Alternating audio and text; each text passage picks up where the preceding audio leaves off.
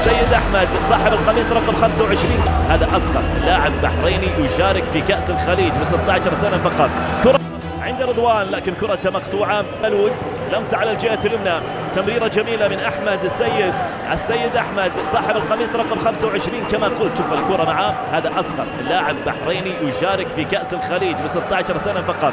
رأسية موجودة، ما زالت الكرة يمنية على الجهة اليسرى، الانطلاقة تأتي ولكن قطع الكرة، لكن ما زال التعادل السلبي هو الذي يحكم هذه المواجهة. الكرة عند أحمد السيد أحمد، ما زالت الكرة معاه، صغير بالعمر لكن يبدو أنه كبير بإمكانياته، يكسر الخطأ. هذه اللقطة لصالح السيد أحمد، 16 سنة فقط لهذا اللاعب. شوف الكرة بالاستلام ممتاز، بالتحضير ممتاز، بالمراوغة رائع جدا، والخطأ يكسبه. عند ناصر محمد هو ما زالت الكرة معه، قاطع الكرة واصلة من تخرج لكن تعود من جديد عند دفاعات المنتخب البحريني.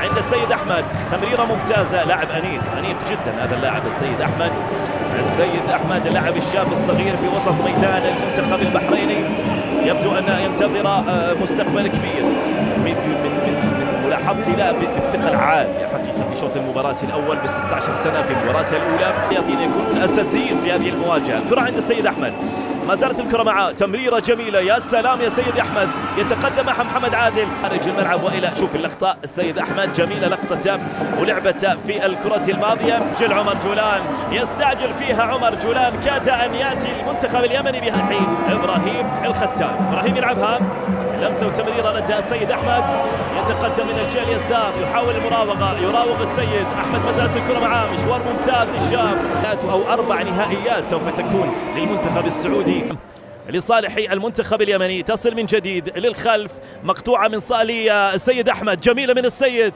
أحمد إلى محمد الريمي، يتقدم لكن معها حمزة الريمي.